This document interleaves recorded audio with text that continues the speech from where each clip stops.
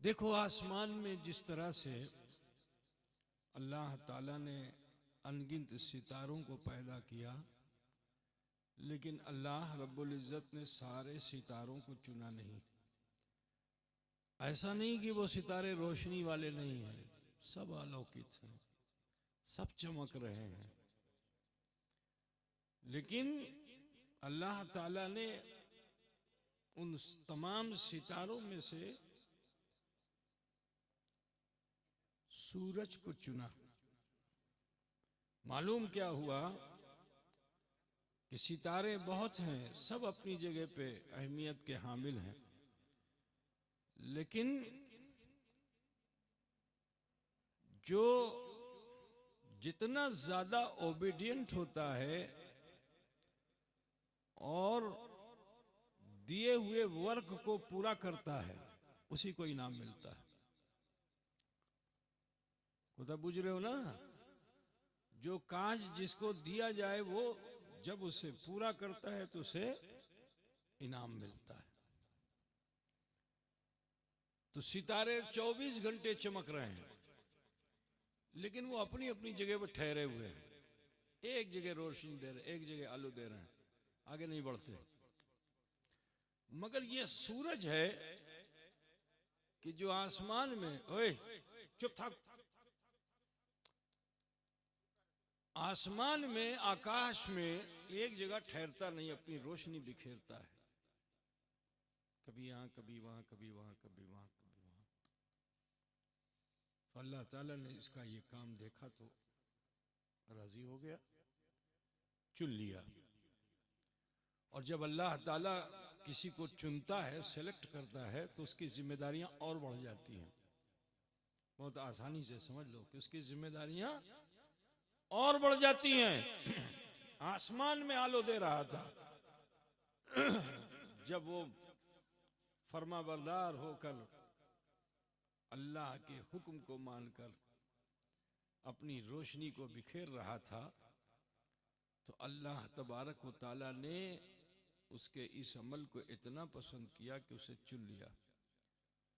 और जब चुना तो कहा, तेरी जिम्मेदारी ये है कि अब तुझे सुबह से शाम तक चक्कर काटते ही रहना है। रास्ते में बहुत कठिनाई आएगी, रुकावटें आएंगी, बड़े ब्रेकर्स आएंगे, बुर्ज आएंगे, लेकिन उन बुर्जों से घबराना नहीं है। वो तुम्हारे रोशनी को, तुम्हारी आलो को रोकने आएंगे, लेकिन तुम घबराना नहीं। सुई के नाके के बराबर भी छिद्र हो तो वहां से निकलने की कोशिश करना, मैं तुम्हारी इस मुश्किल को आसान कर दूंगा। ठीक है? तो सूरज जो है दिन भर में 12 बुर्जों से गुजरता है, और सूरज का घनत्व तो बहुत ज्यादा है, और जितने नक्षत्रों हैं सब उससे छोटे हैं। तो ऐसे समझ लो कि जैसे हाथी को सुई के नाके में से घुसाया जाए तो घुस पाएगा, लेकिन ये खुदा की कुदरत है कि उस सूरज ने अल्लाह के हुक्म को माना, हर कष्ट को सहा, हर मुश्किल को बर्दाश्त किया, तो अल्लाह ताला ने उसके लिए मुश्किल को आसान कर दिया। अब 12 बुर्जों से गुजरते गुजरते गुजरते गुजरते जितना गुजरा, रोटेट किया, अल्लाह ताला ने उसके पावर को बढ़ा दिया। और जब पावर बढ़ाया तो आसमान में था, अल्लाह ने उसे जमीन का नाजिम बना दिया कि अब तुम्हारे जिम्मे संपूर्ण धरती है। तुम आलो दिबेन तारपरे घास उगबे, तुमी आलो दिबेन तारपरे चिड़िया चहकबे, तुमी आलो दिबेन तारपरे फूल फुटबे, तुमी आलो दिबेन तारपरे धान होबे, तुमी आलो दिबेन तो इटा होबे, उटा होबे, संपूर्ण दुनिया का काज चलबे। ठीक है? तुम्हार सौर ऊर्जा से दुनिया में रहने वाले जो है जीवन दान दोगे, तुम जिंदगी की खैरात दोगे तुम। तो वो सूरज था कि आसमान दुनिया में रहकर जमीन का नाजिम बन गया। बुझ रहे हो ना भैया? मैं यहां थोड़ा सा हट के बताना चाहता हूं कि जो अल्लाह का महबूब नजर हो जाता है, अल्लाह उसे पावर दे देता है कि उस आलम में रह के इस आलम का नाजिम हो जाता है।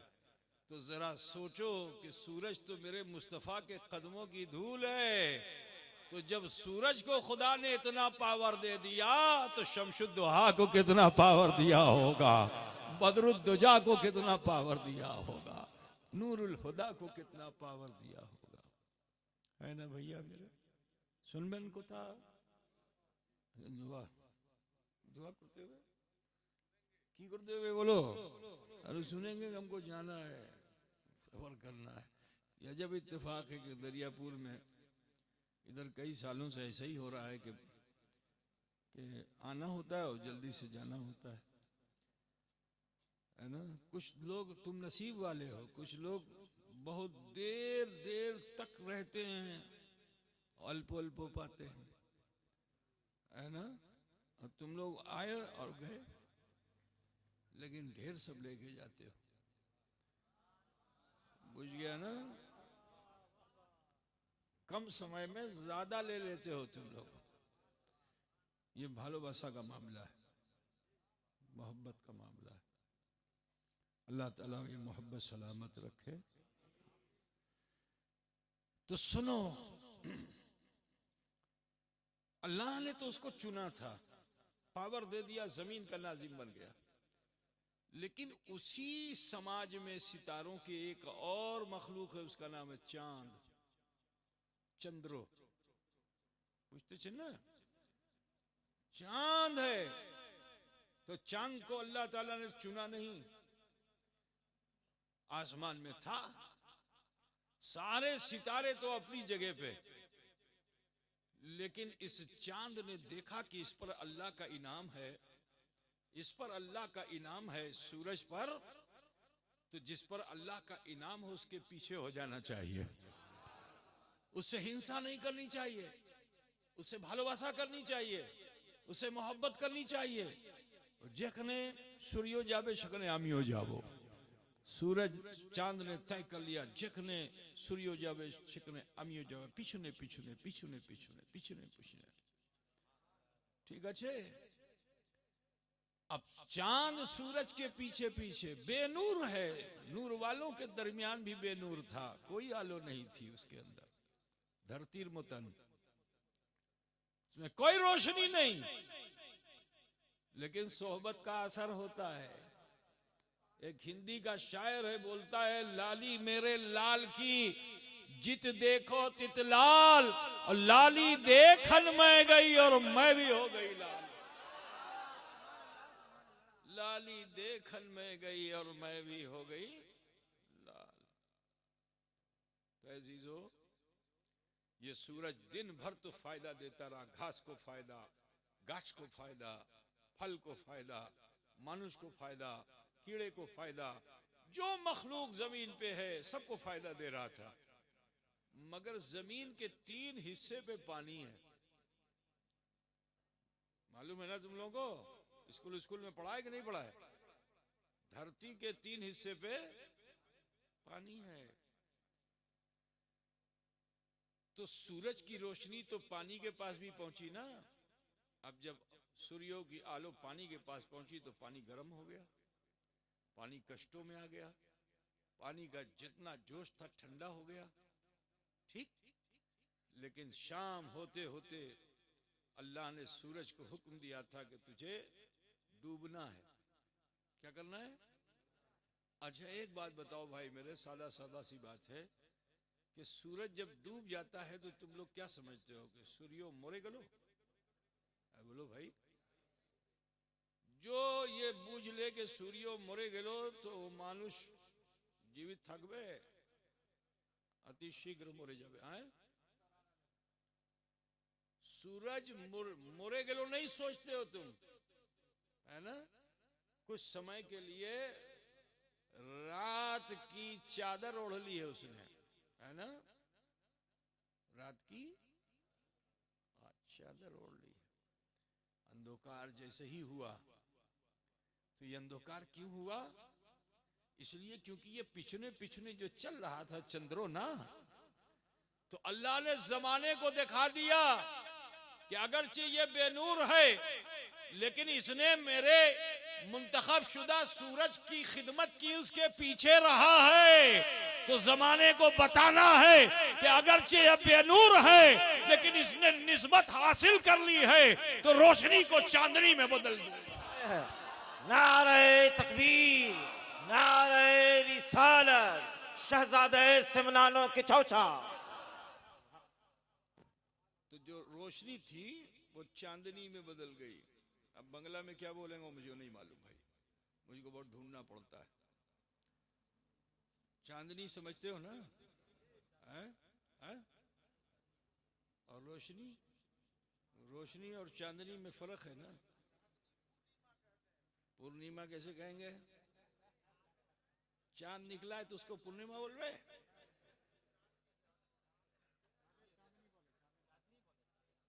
पूर्णिमा कहते हैं 14वीं के चांद को, जो 14 तारीख का चांद होता है उसको पूर्णिमा बोलते हैं। और एक चांद अमावस का होता है जिससे तुम लोग बहुत डरते हो, बंगाली बहुत डरता है ना? क्या अमावस है ना? तो काफिरों मुशरिकों का तरीका है, उस पर नहीं जाना चाहिए। कथा बुझ रहे ना? हाँ, जो आजकल तुम लोग के मन में भय पड़ा हुआ है, भय निकालो, वसवसे की दुनिया से निकलो, यकीन की दुनिया में आओ। सबसे ज्यादा दरियापुर में जिन है। इतना छोटा सा बच्चा भी आएगा, उसकी नाक बह रही है, हुजूर क्या आएगा? जिन अच्छे,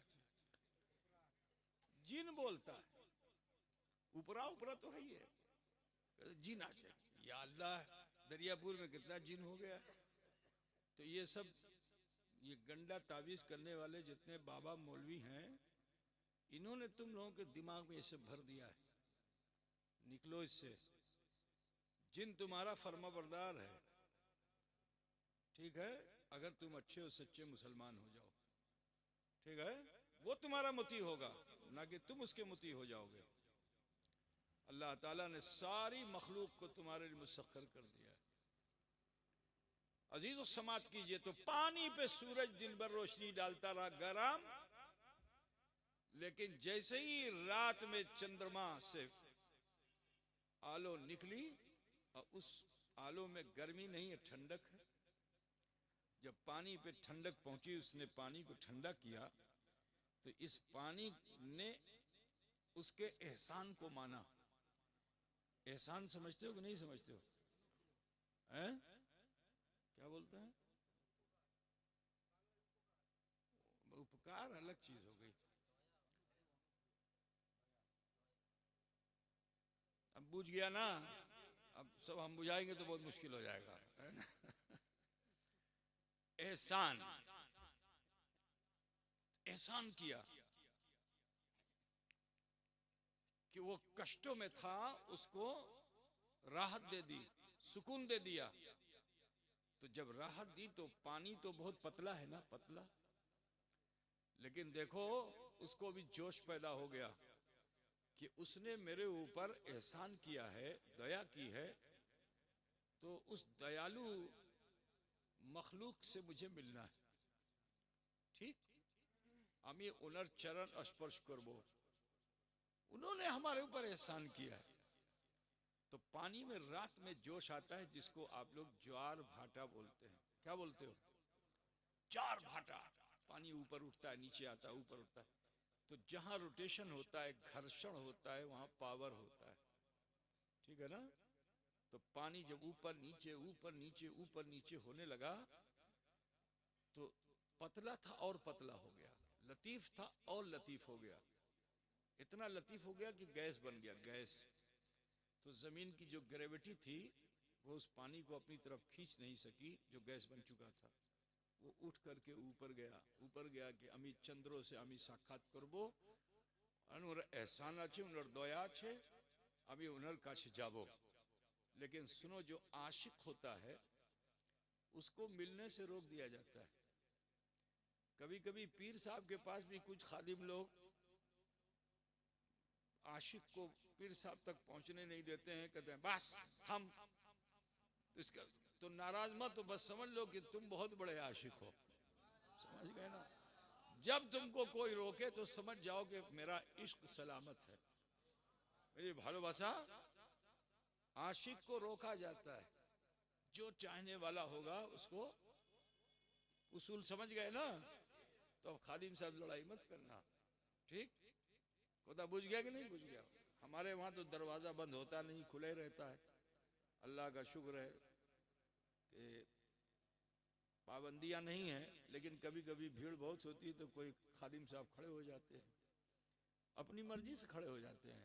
पीर साहब थोड़ी कहते हैं कि तुम खड़े हो, क्योंकि वो देखते हैं पीर साहब को कष्ट हो रहा है, कष्ट हो रहा है, तो खादिम बन जाते हैं। अब उसको किनारे लगा दे, थम जाओ, रुक जाओ। अब अगर तुम राग हो गए तो मोहब्बत नहीं, लेकिन इंतजार कर लिया तुमने कि ठीक है थोड़ी देर हम वेट करेंगे, तो इटाए भालोबासा, इटाए, क्योंकि तुमने अपने नफ्स पे जबर किया। कोता बुझ गया ना? हाँ, लेकिन सुनो, जिसको चाहा जाता है वो ज्यादा देर इंतजार करने भी नहीं देता,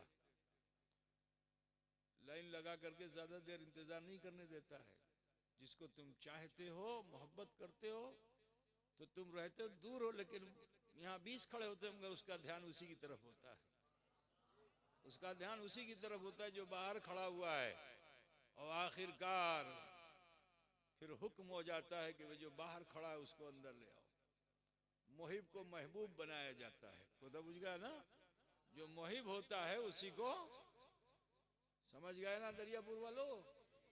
मोहिब को ही महबूब बनाया जाता है, चाहने वाले को ही चाहा जाता है। अब सुनो, चांद की चांदनी के असर से पानी ठंडा हुआ, उसमें मद्दो जज़र आया, गैस बन के ऊपर उठा मगर रोका गया। थम, तेरे लिए यही सिदरा है, सिदरा से आगे जा नहीं सकते जिब्रील, तू कहां से जाएगा? ठहर, तेरे लिए यही सिदरा है। पानी रुका, जैसे ही बादल बन गया। अब जो बादल बना तो कानने लगा, बरसात की सूरत में पानी जमीन पे आया। अब जो बरसात की सूरत में पानी जमीन पे आया तो जहां गिरा वहां हरियाली आ गई, हयात बख्श दिया, सूखी जमीन को हयात बख्श दिया, हरियाली आ गई। बगान में गिर गया तो बगान हरा भरा हो गया, फूलों की खेत में गिर गया तो कलियां चटक गईं। अजीजाने गिरामी, मुझे हैरत होती कि या अल्लाह, पानी तो ये भी है और पानी वो भी है, लेकिन दोनों पानी की तासीर बदली हुई क्यों है? पानी तो एक ही है, आप किसी भी लेबोरेटरी में जाओगे तो वहां ही बताएगा इसके अंदर हाइड्रोजन है, इसके अंदर ऑक्सीजन है, इसकी वैलेंसी इतनी है, इसकी वैलेंसी इतनी है, यही तो बोलेगा ना। अजीज हो, पानी पानी है, लेकिन समंदर के पानी को खेत में डाल दो, अच्छा भला खेत जल के खराब हो जाएगा। पेट में डाल लो तो पेट जल जाएगा, ठीक है ना? जल, समुद्र जल তুমি খাতে পারবে? খাতে পারবেন? যদি খাবে তো পেট জ্বলে যাবে, और खेत में डालबे तो खेत জ্বলে যাবে, ठीक আছে?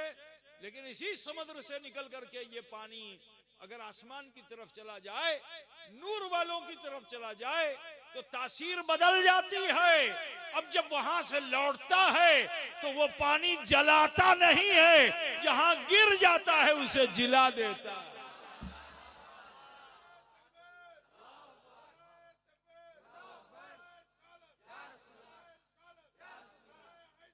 ये संगत का मामला है, कैसी संगत में तुम हो। बुरी संगत में होगे खारे रहोगे, अच्छी संगत में रहोगे मीठे हो जाओगे। कथाटा बुझते छिन ना बाबा? तो बस यही बताना चाह, आजकल लोग नबी अमर मोहतन, नबी अमर मोहतन ऐसा बोलता है ना कुछ लोग, अड़ोसी पड़ोसी तुम्हारा है ना। अरे मियाँ, जब दो पानी एक जैसे नहीं हो सकते तो बताओ मुस्तफा लासानी हम जैसे कैसे हो सकते हैं, है ना?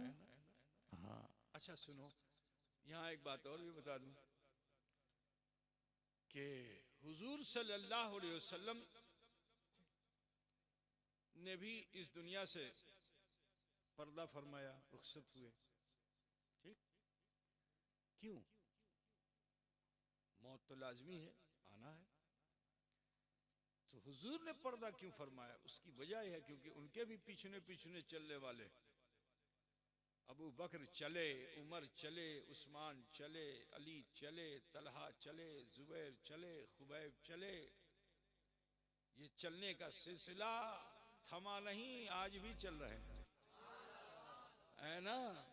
तो नबी ने आराम इसलिए कब्र में किया ताकि कोई जमाना अबू बकर को सिर्फ अबू बकर ना समझे, बल्कि मेरे बाद अबू बकर सिद्दीक अकबर बनकर चमके। उमर उमर अदालत उमर अदलो इंसाफ के जरिए चमके, उस्मान अपनी सखावत के साथ चमके, अली अपनी शुजात के साथ चमके, हसन और हुसैन अपनी शहादत के साथ चमके, गौस और ख्वाजा वो अशरफुल औलिया अपनी विलायत के साथ चमके। इसीलिए बरेली का इमाम पुकार के कहता है कि चमक तुझसे पाते हैं सब पाने वाले, मेरा दिल भी चमका दे, चमका दे। বুঝলেন কথা? শুনবেন কিছুকে বন্ধ করিয়ে দেয় কি? বেশি সময় হলো বাবা, কি বলবো? दुआ করবো? बताओ कहता दुआ मत कीजिए। सब आके मुझसे कहते हैं दुआ कीजिए, आज ये करेंगे दुआ मत कीजिए। दुआ तो होगी, ठीक है ना। अब सुनो, बरसात हुई, हरियाली आ गई, फिर भी वो रुका नहीं। আমি जिना আমার উপর जिना দোয়া করলেন, দয়া করলেন, আমি उनर কাছে যাব। तो जब कोई इंसान कोशिश करता है तो मंजिल के करीब जरूर पहुंचता है। और लतीफ हो गया, बादल के ऊपर से भी उठा और कुछ ऊपर गया, फिर रोक देगा, थम। अब जो थमा तो बन गया, क्या बन गया? शबनम। क्या बना? शबनम को क्या कहते हो तुम लोग? शीत। अब ये शबनम जहां जहां गिरा, बोलो फायदा दिया कि नहीं दिया? अब फायदा वही पाएगा जो अपना मुंह खोलेगा, जो अपना दामन फैलाएगा। धान के खेत की बाली है, बोलो पूरी बाली फायदा पाती है? अरे बोलो, धान में पतान होता है कि नहीं होता है? तो पतान लाभ पावे, क्योंकि उसका मुंह खोलने का, उसको कैंसर हो चुका है, मुंह ही नहीं खुल सकता उसका। बुझ गया ना? हाँ, वो पतान है। इतना गुटखा खाया उसने, मुंह बंद। समझ गए ना दरियापुर वालों? गुटखा खाना छोड़ दो, इसे मत करो। आजकल हालात बड़े खराब हैं, फौरन ही मुंह में कुछ ना कुछ हो जाता है। ठीक, बचो उससे, अल्लाह ताला महफूज रखे तुम सबको, दुआ करते हैं। बहरहाल, तो एक होता है धान, एक होता है पतान। अब यह शबनम की बूंद अगर धान पे गिरे, जो मुंह खोल ले वो लाभ पा जाए, और जो ना खोले तो वो धान नहीं हो सकता। वो क्या होगा? पतान तो बुझते हो ना तुम लोग? हाँ, यही शबनम का बूंद बांस में गिरता है। अब जो बांस अपना मुंह खोल ले, तो जानते हो उस बांस के अंदर जब वो शबनम का कतरा जाता है तो बांस बड़ा कीमती हो जाता है। जब उसे फाड़ा जाता है तो वहां से बंस लोचन निकलता है। अब ये तुम लोग नहीं जानोगे, किसी हकीम वैद्य से पूछो तो बताएगा बंस लोचन की अहमियत, बहुत से बीमारियों में काम आता है। ठीक है ना? यही शबनम का कतरा मैदान में गिरता है तो वहां वो गोरू, जो जोरू से ज्यादा जिसको तुम लोग चाहते हो, बंगाली लोग, वो गोरू, उसको भालोबासा हो गई उस कतरे से, तो उसने अपना मुख खोला तो सीधा पेट में। तो जो लोग ज़बीहा करना जानते हैं, तो कसाई जो होते हैं उनको मालूम है कि इस पानी की अहमियत क्या है। जैसे ही ज़बा करते हैं, खून ठंडा होने से पहले ही उसके पेट में हाथ डालते हैं और हाथ डाल करके वो जो मैदे के पास यहाँ जो होता है ना, मैदे को क्या कहते हैं, गॉल ब्लेडर होता है ना अंग्रेजी में, पित्तो पित्तो, तो उसी पित्तों के पास वो जमा रहता है पीला पीला, उसको क्या कहते हैं, गाय लोचन। अगर फौरन निकाल लिया तो मिल जाएगा, और खून जहां ठंडा हुआ वो गल जाएगा, फिर नहीं मिलेगा। तो वो जानकार आदमी उसको निकाल लेता है, बड़ी कीमत उसकी, बहुत सी बीमारियों में वो भी काम आता है।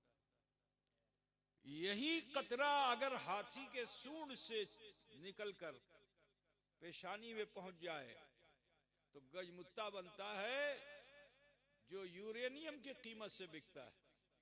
हीरे जवाहरात तो अपनी जगह, यूरेनियम से भी ज्यादा महंगा बिकता है गजमुत्ता। लेकिन वही शबनम का कतरा समंदर में भी जाके गिरता है। अब जब समंदर में जाके गिरता है तो वहां अल्लाह की एक मखलूक है जिसको सीतू बोलते हैं तुम्हारी भाषा में, क्या बोलते हैं, सीतू, सीतू तुम्हारे वहां नहीं बोलते हैं, और जो बोलते हैं बंगला में सीतू।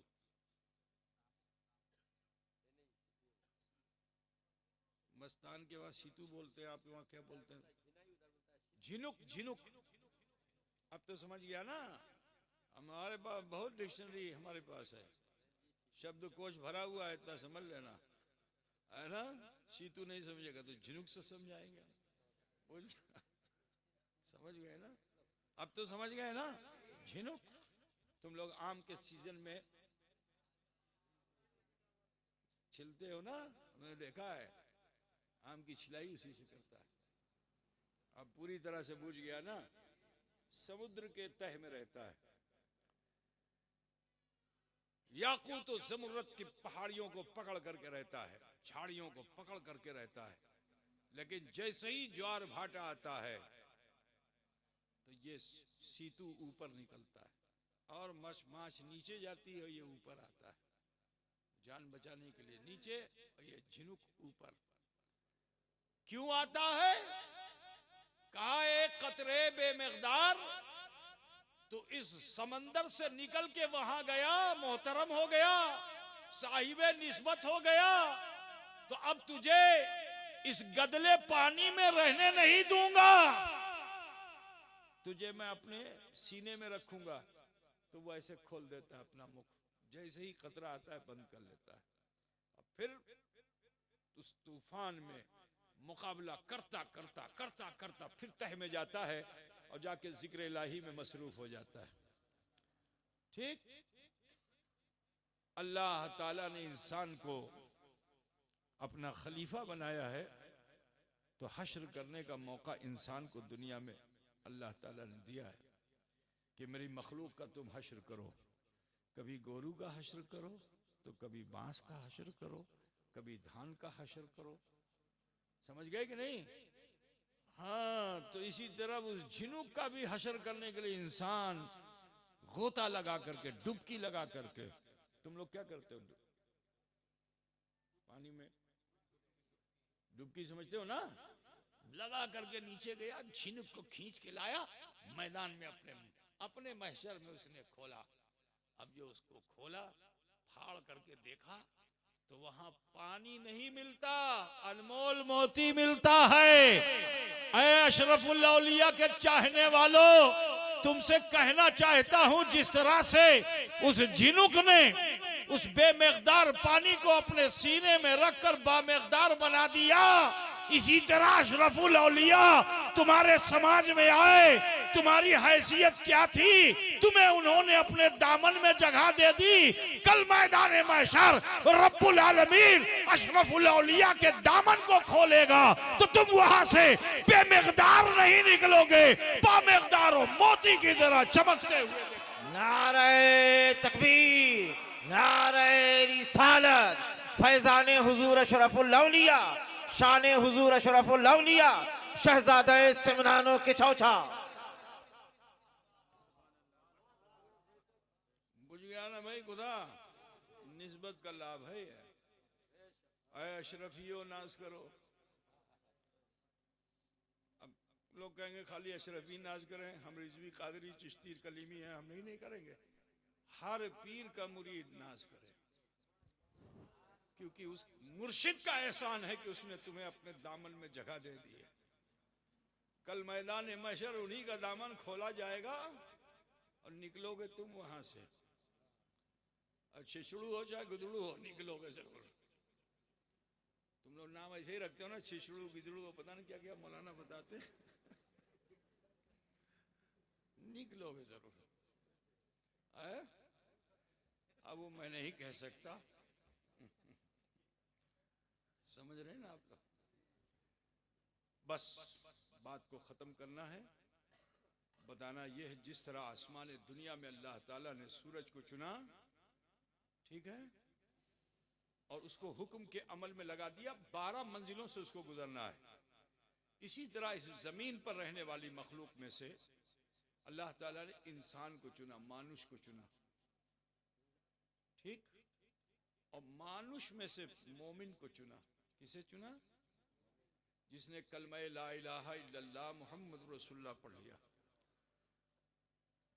तो कुरान पाक में अल्लाह ताला इरशाद फरमाता है, कुंतुम खैरा उम्मतिन उखरिजत लिन्नास तामुरून बिल मारूफ व तनहौना अनिल मुनकर, कि तुम बेहतरीन उम्मत हो, तुम्हें इंसानों के दरमियान से चुना गया।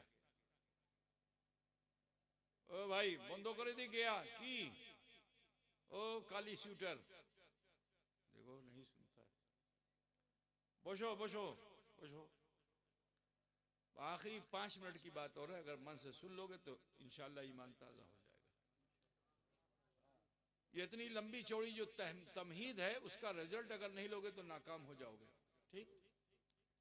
जिस तरह आसमान दुनिया से सूरज को अल्लाह ने चुना, ऐसे ही तुमको अल्लाह ने चुना, क्योंकि तुम मुसलमान हो, इंसानों के दरमियान से। और अल्लाह ने उसूल बनाया कि जिसको मैं चुन लेता हूं उसको हुक्म के अमल में रखता हूं, ठीक है। सबसे काम नहीं लिया, जिसको चुना जाता है उसी से काम लिया जाता है, ठीक है ना। अब मिसाल के तौर पर ये इतना बड़ा दरियापुर है, लेकिन चुने हुए लोग कमेटी में जिनके गले में बिल्ला लटका है वही तो हैं।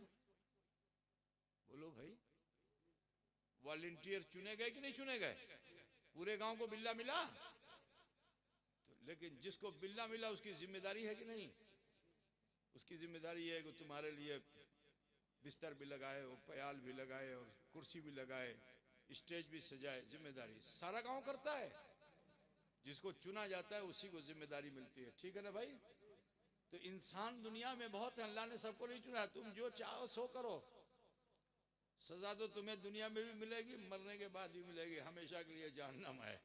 लेकिन जिसको मैंने चुन लिया है वो हुक्म के अमल में है, क्योंकि वो मेरे नबी का गुलाम है। और जो मेरे नबी का गुलाम होता है वो अपनी मर्जी पे नहीं जीता है, अल्लाह उसके रसूल की मर्जी पे जीता है। अम्र बिल मारूफ और नही अनिल मुनकर, कि खुद भी उस दावत को कबूल करता है और दूसरों तक भी इस दावत को पहुंचाता है, ठीक है।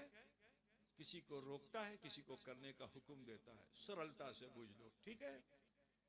उसी का नाम मुसलमान है। अजीजो, जरा दिल पे हाथ रख करके सोचो, क्या हम उस पैमाने पे उतर रहे हैं? हम कलमा पढ़ने वाले हम भी हैं, जो अल्लाह ताला ने हमारे लिए उस बनाया है कि मोमिन वही है कि जो अम्र बिल मारूफ और नहीं अनिल मुनकर पर जिंदगी जीता है। क्या हम उसमें उतर रहे हैं? तो हम बहुत कमजोर हैं इसमें।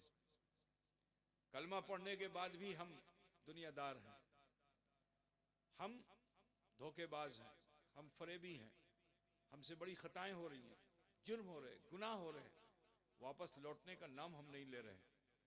यही हमारी सबसे बड़ी खता है। तुम्हारी इतनी बड़ी क्वालिटी है, लेकिन तुमने अपनी उस क्वालिटी को समझा नहीं।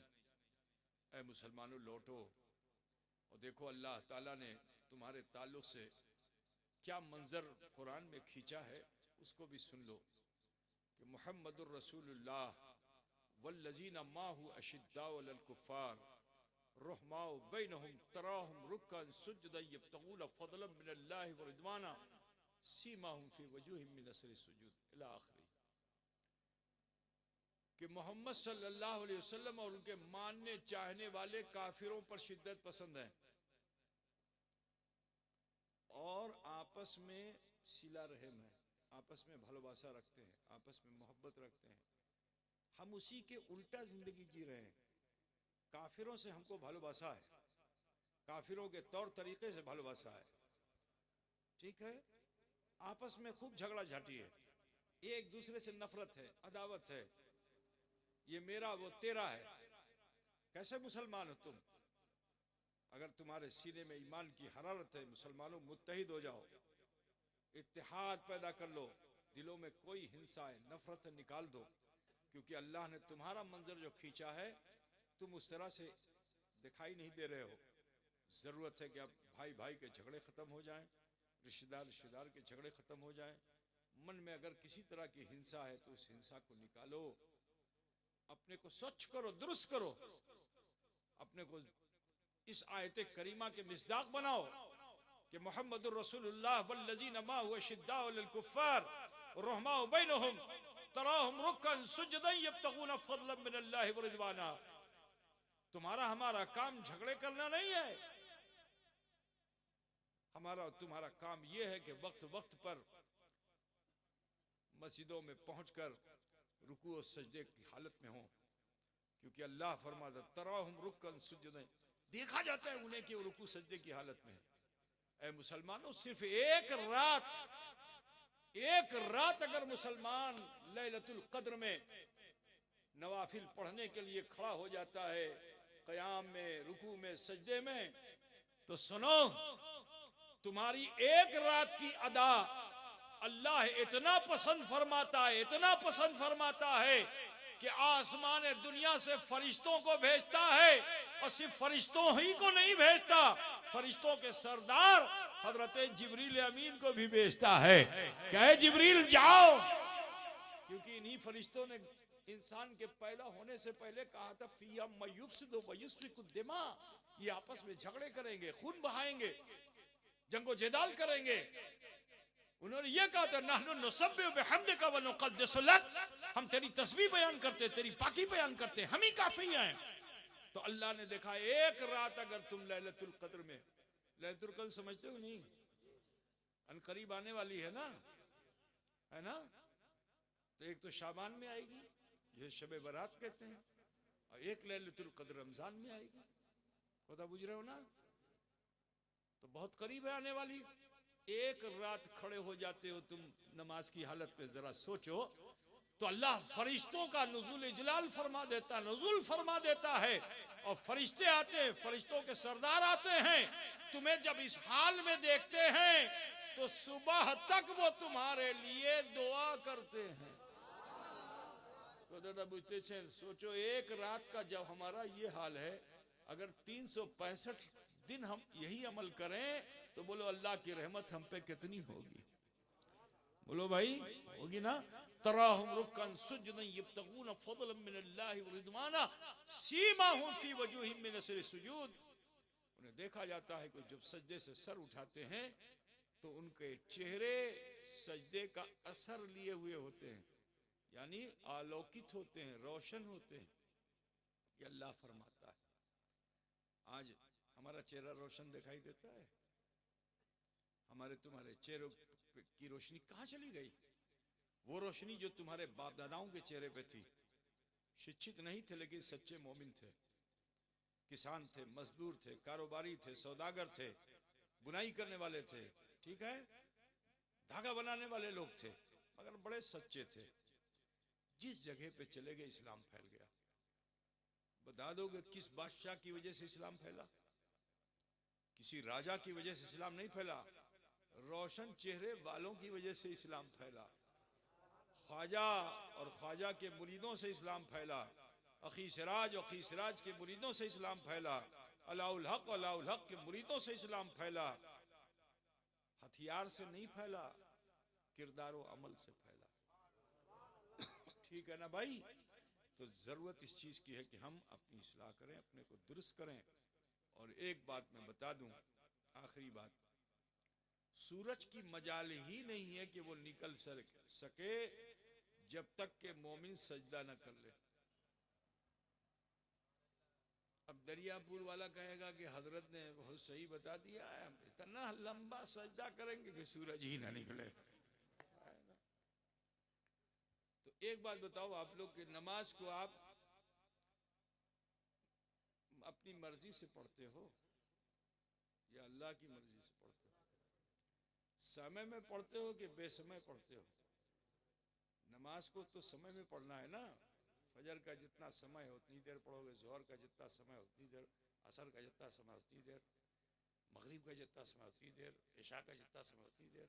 ठीक, क्योंकि अल्लाह ताला ने नमाज का वक्त मुतय्यन कर दिया है। इन्ना सलात कानत अलल मोमिनीन किताब मौकूता, कि हर मस्जिद में ये आयत लिखी हुई है कि बेशक नमाज को अल्लाह ताला ने वक्त मुकर्ररा में फर्जियत का मुकाम दे दिया है। तो फर्जियत वक्त मुकर्ररा में है। ठीक है भाई, समझ गए ना? अब कोई ये कहे अमी सजदा से सर अमी उठाबो ना, सूरज की मजाल है कि निकल पाएगा? तो सुनो, नमाज तबीयत की नहीं पढ़ी जाती, नमाज शरीयत की पढ़ी जाती है। समय में ही नमाज पढ़ना है। तो यही कहना है कि दुनिया का हर काफिर सूरज का मोहताज है। जब तक सूरज निकलेगा नहीं, ना वो घंटा बजाएगा, ना घंटी बजाएगा, ना फूल चढ़ाएगा, ना पानी गिराएगा। खुदा बुझ रहे हो ना? लेकिन मुसलमान वो है कि जिसको अल्लाह ने सूरज का मोहताज नहीं रखा, बल्कि सूरज को मोमिनीन का मोहताज बना दिया कि जब तक मोमिन सजदे में रहेगा निकल ना पाएगा, लेकिन जब तुम सजदे से सर उठाते हो तो तुम्हारे चेहरों से वो रोशनी की भीख मांगता। अपनी हैसियत को चीनो है मुसलमानों, अपनी अपनी हैसियत को चीनो। आज हम भूल चुके हैं कि हम हैं क्या। ऐ मुसलमानों, लौट आओ, लौट आओ, अपने चेहरों को रोशन बना लो, अपने दिल को रोशन बना लो, अपने अमाल की इस्लाह कर लो और अपनी मर्जी के काम करने छोड़ दो। क़यामत बहुत करीब है। अगर यही हाल मुसलमानों का रहा तो बड़ी तबाहियां हैं, बड़ी बर्बादियां हैं। जालिम व जाबिर हुक्मरान सर पे मुसल्लत होंगे। दज्जाल भी आ जाएगा हमारे इसी अमल की बुनियाद पे। कुतरता बुझते ना। और फिर अल्लाह जब गजबनाक होगा तो क़यामत भी आ जाएगी। और जब क़यामत आएगी तो उस वक्त तौबा का दरवाजा बंद हो जाएगा। आदमी हक को देखेगा। ये भी सुन लो, जब क़यामत आएगी तो हर कोई जलवा हक देखेगा। और जब हक देखेगा तो वो एड़ियां रगड़ेगा कि मुंह खोलना चाहेगा, बोलना चाहेगा, कलमा पढ़ना चाहेगा, लेकिन उस वक्त तौबा का दरवाजा बंद हो चुका होगा। तौबा कबूल होवे ना।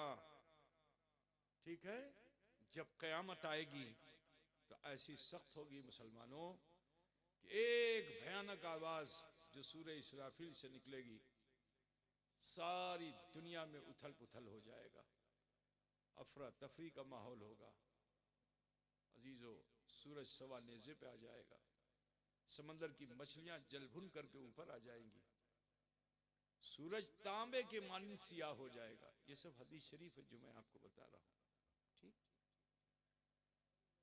माँ अपने नन्हे और छोटे से बच्चे को जो दूध पिला रही होगी, उस छोटे से नन्हे से बच्चे को भी उठा के बेदर्दी के साथ फेंकेगी कि मैं बच जाऊं, मगर वो भी नहीं बचेगी। अजीजानी गिरामी, ख्याल कीजिए क़यामत कितनी सख्त होगी। इंसान अपने अमल के पसीने में आ जाएगा। तुमने जो जिंदगी में खताएं, भूल की, गलतियां की, उस हिसाब से तुम पसीने में होगे। किसी के तलवे में होगा, किसी के घुटने तक होगा, किसी के कमर तक होगा, किसी के गले तक होगा। और फिर आखिर में हदीस पाक ये है कि पसीने की लगाम लगी हुई होगी। जैसे पानी में तुम तैरते हो ना, यहाँ तक पानी यहाँ तक होता है ना, तो पसीने की लगाम लगी हुई है। जरा सोचो, तुम मजदूरी करके आते हो खेत से, बोलो उस हाल में फिर बैठ सकोगे? तुम्हें खुद अपने बदन का पसीना बड़ा बुरा लगता है। मन चाहता है जल्दी से कोई तालाब मिल जाए, कूद जाए, कोई नल मिल जाए, बैठ जाए, जल्दी से नहा लें। तो ये बदबू जो पसीने की, ये कुछ नहीं है। क़यामत के दिन जो पसीने की बदबू होगी, वो बड़ी भयानक है। तो आप सबसे कहना है कि क़यामत के जो आसार बताए गए, क़यामत जब नमूदार होगी तो जो जो चीज़ें होंगी वो रसूल पाक ने बता दी। फिर भी ये मुसलमान डरता नहीं है। ऐ मुसलमानों, लौट आओ, इससे पहले कि क़यामत आए हमें तुम्हें चाहिए कि हम तौबा कर लें। मेरे नबी ने फरमाया, तूबू क़ब्ल अन तमूतू, तौबा कर लो इससे पहले कि मौत आ जाए। अल्हम्दुलिल्लाह अभी हम हयात से हैं, जिंदा हैं, हमारे एहसास बेदार हैं। हमें लौट आना चाहिए, शरीयत मुस्तफ़ा का पासदार हो जाना चाहिए, अल्लाह का खौफ रखना चाहिए। अजीज़ों, जैसे ही तुम तौबा करते हो अपने गुनाहों खता से, अल्लाह इतना रहमान और रहीम है अपने बंदों पर कि उसके गुनाह खता को रहने नहीं देता। ऐसे झड़ जाते हैं गुनाह जैसे सूखे बैर के पत्ते झड़ते हैं, इस तरह से हमारे तुम्हारे गुनाह झड़ जाते हैं जब हम तौबा करते हैं। तो लिहाजा आप सबसे कहना है कि इस मखसूस वक्त में इससे अच्छा मौका न मिलेगा, क्योंकि ये महफिल रसूल है, और महफिल रसूल जहाँ होती है, अभी तो ये सड़क है, लेकिन इस वक्त ये निस्बत हासिल किए हुए नबी की महफिल से, इसलिए इस जगह को रियाजुल जन्ना कहा जाता है। उधर बुझते रियाजुल जन्ना, हुजूर ने फरमाया कि मेरे रोजे से मिंबर तक के दरमियान का हिस्सा रियाजुल जन्ना है। उस रियाजुल जन्ना से इस महफिल को निस्बत है। उधर बुझते तो अब ज़रूरत इस चीज़ की है कि हम और आप मिल करके अपने गुनाहों खता से माफ़ी मांगे, डरें अपने रब से और शरीयत का पालन करने का अहद कर लें और शरीयत पर गामजन हो जाएं, ताकि फिर ये मुसीबतें, ये बलाएं, ये परेशानियां, ये आफतें जो आज मुसलमानों पे आ रही हैं पूरी दुनिया में, हम अगर तौबा कर लेंगे, इस्तिग़फ़ार कर लेंगे, अल्लाह से माफ़ी मांग करके और सटीक पथ पे हम चल पड़ेंगे, तो इंशाअल्लाह ताला अल्लाह की रहमत हमारे साथ हो जाएगी, हमारी ये मुश्किल हल हो जाएगी और आसानियों की ज़िंदगी अल्लाह हमें अता फरमा देगा। तो लिहाजा अगर आपका एहसास बेदार हो गया है तो अपने हाथों को नाभि पे बांधिए, माँ बहन बेटियां सीने पे बांधें, दो जानू बैठ जाइए जैसे नमाज में बैठते हैं और चौक बंद कर लीजिए। ध्यान दीजिए कि अमी की भूल कोल्लम जुदी किछु भूल त्रुटि सेटा अल्लाहर काছে पेश করে দেন। अल्लाह गफूर আছে, अल्लाह रहीम আছে, আমার তোমার সবাইকে गुनाह अल्लाह माफ করে देবে इंशाअल्लाह ताला।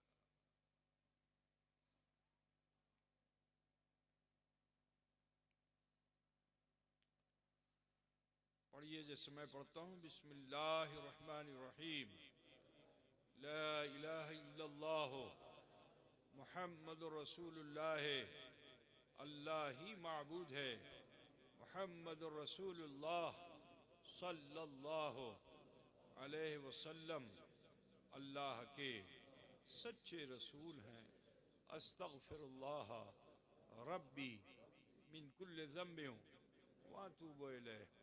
ऐ अल्लाह, तेरी बारगाह में सच्चे दिल से सब छोटे बड़े गुनाहों से हम तौबा करते हैं और हम वसीला चाहते हैं तेरे महबूब सैयद आलम नूर मुजस्सम अहमद मुश्तबा मोहम्मद मुस्तफ़ा सल्लल्लाहु अलैहि वसल्लम का।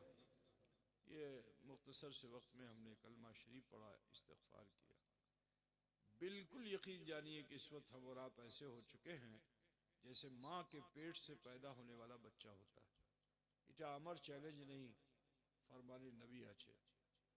अल्लाह के रसूल सल्लल्लाहु अलैहि वसल्लम फरमाते हैं, अत्ताइबु मिनज़्ज़म्बि कमल्ला ज़म्बला, गुनाहों से तौबा करने वाला इंसान ऐसा हो जाता है गोया उसने कोई गुनाह किया ही नहीं, बेहम्दिही ताला। तो अब ज़रूरत इस चीज़ की है कि बस नेकियां कीजिए, भलाइयाँ कीजिए, अल्लाह का खौफ पैदा कीजिए, डरिए अपने रब से।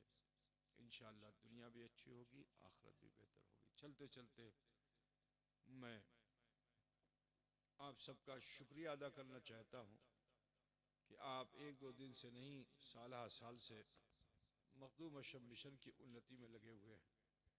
आपने, आपके बड़ों ने हुजूर अशरफुल औलिया की दावत पर पंडवा में जाकर अपने सरों पे मिट्टी का बोझ उठाया और गड्ढे को पाटा।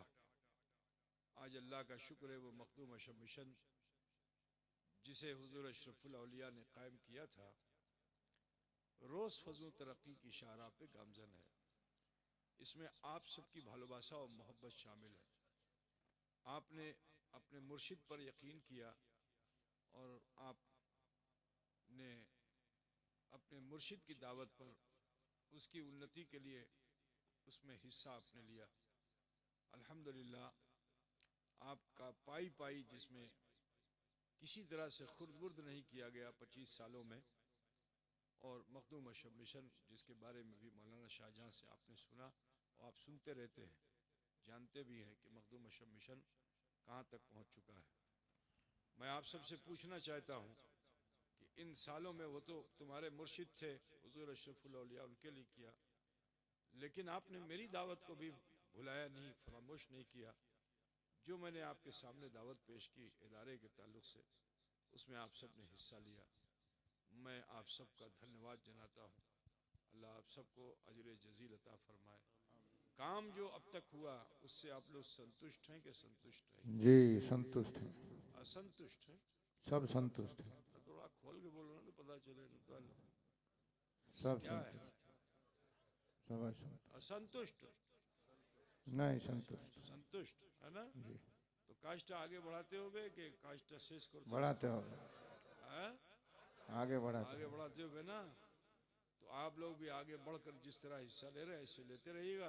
इंशाअल्लाह, इंशाअल्लाह काज आगे बढ़ता रहेगा, इंशाअल्लाह। है ना? दुआ कीजिए कि जो सपने हमारे मुर्शिद अशरफुल औलिया के थे, हम सब मिलकर उसको साकार कर सकें इंशाअल्लाह तबारक व तआला। दुआ करते हैं अल्लाह ताला आप सबको खुश रखे। इंशाअल्लाह ताला 3 और 4 तारीख को सालाना जो प्रोग्राम होता है, पहले दिन हुजूर अशरफुल औलिया का उर्स सारे मुरीदीन मिल के करते हैं। बिहार बंगाल के मुरीदीन सब मिल के करते हैं अल्हम्दुलिल्लाह। और दूसरे दिन फिर मदरसे का सालाना जलसा होता है। अभी मौलाना ने आपको बताया कि 143 बच्चे इस साल दस्तार हासिल करेंगे। तो ये तो उन बच्चों का नसीब है कि जो इस साल फारिग हो रहे हैं, है ना? ये हमारे लिए खुशी का सबब नहीं है कि 143 हुआ है तो अब 150 हो जाए तो 200 हो जाए, नहीं। हम उतने ही बच्चों को दस्तार देंगे, हम तादाद नहीं देंगे कि गिनती में कि 50 है कि 25 है कि 100 है कि 200। उन्हीं को पगड़ी देंगे कि जिनको हम समझ सकेंगे कि हाँ ये लायक हो चुका है। पता मुझे तो ये तादाद कभी घट भी सकती है, कभी बढ़ भी सकती है। ठीक है, हम तादाद पे भरोसा नहीं करते, खुदा की ज़ात पे भरोसा करते हैं, है ना? ये 143 है, 200 250 भी हो सकता है।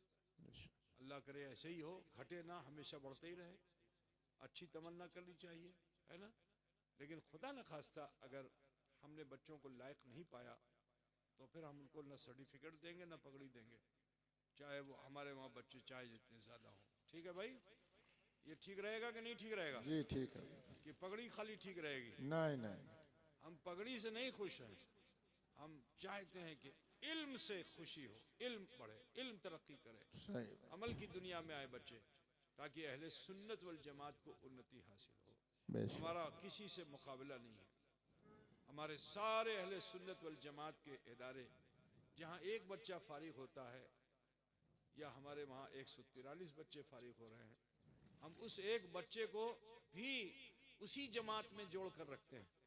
मतलब बुझते छे ना कि किसी मदरसे में एक बच्चा फारिग हुआ, मेरे वहाँ आज 143 बच्चे हैं, तो इस तरह से जितने भी सुन्नी इदारे हैं हर साल जहाँ जहाँ से भी जितने बच्चे निकल रहे हैं, ये सब किसी की प्रॉपर्टी नहीं है, जायदाद नहीं है, ये सब नाइबीन रसूल हैं। तो हमें तो खुशी ये हो रही है कि सारे इलाके से हजारों की तादाद में नाइबीन रसूल जो मेहमान रसूल थे वो नाइबीन रसूल बनकर निकले।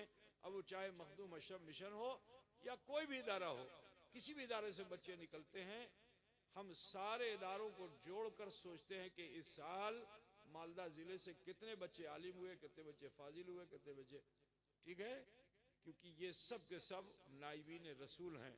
अल्लाह ताला हमें दीन की खिदमत की तौफीक अता फरमाए और दुआ कीजिए कि वो बच्चे जो जिम्मेदारियां ले रहे हैं, अल्लाह ताला उन्हें तक़वे और परहेजगारी के साथ रखे आमीन और जज्बे दीनी के साथ ज़िंदगी गुजारने की उन्हें तौफीक रफ़ीक अता फरमाए। आप सबको हम दावत देते हैं, हमारी दावत पे आओगे कि नहीं आओगे? जी इंशाल्लाह तुम्हारी दावत पे हम आते हैं तो हमारी दावत पे आओगे? इंशाल्लाह कितने लोग नहीं आएंगे? हाथ उठा के बताओ ना। सब आएंगे हुजूर। बहुत सीधे लोग हो यार। कितने लोग आएंगे? हाथ उठा के बता सकते हो? सब आएंगे माशाल्लाह। दुआ करते हैं अल्लाह आप सबको जज़ा दे। आप सब भी दुआ कीजिए इदारे की तरक्की के लिए। इंशाअल्लाह तबारक ताला अल्लाह आप सब की रोज़ी में बरकत अता फरमाएगा। खड़े हो जाए।